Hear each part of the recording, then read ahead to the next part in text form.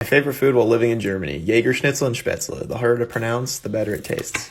Start by cutting and peeling an onion, and then make some vertical slices along the onion like so. Make a few horizontal slices, and then chop across for an even dice. Now let's smash up some garlic. I'm using my fist here because I had some unresolved anger issues, but the back of a knife will do the job too. Smashing them like this makes the peels come off super easy, just like that.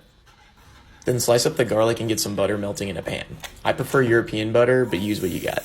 Add the onions, cook them down until they're translucent, make a little well, add the garlic, cook that until fragrant, and then add a pound of shrooms.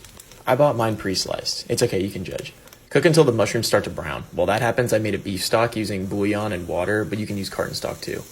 Once you see that browning in the pan, it's time to deglaze. Pour in the stock and then start scraping.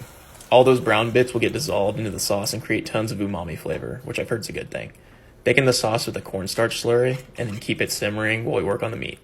Trim off the excess fat because this is a healthy recipe, and start pounding the pork chops until even thickness. I have a reusable silicone cover for this, but make sure you cover it with something. My anger was also mostly gone at this point, so I was much more gentle than I was on the garlic.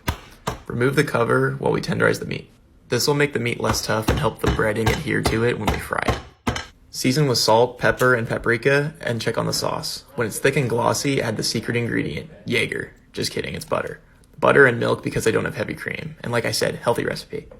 The heat should be on low here so the butter emulsifies into the sauce. Taste for seasoning, I only needed pepper because my beef stock was already salty. Add some thyme and then set aside on low heat while we heat up some frying oil for the schnitzel.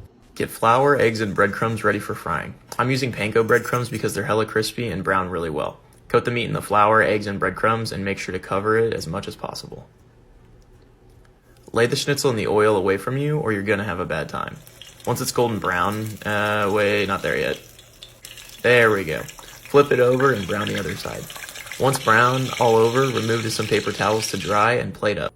Add a spoonful of that amazing shroom sauce, the schnitzel, the spätzle pasta, recipe for that coming in the next video, and then some more shrooms on top of the schnitzel. Add a lemon wedge and some chopped parsley to garnish and admire the crispness on that meat.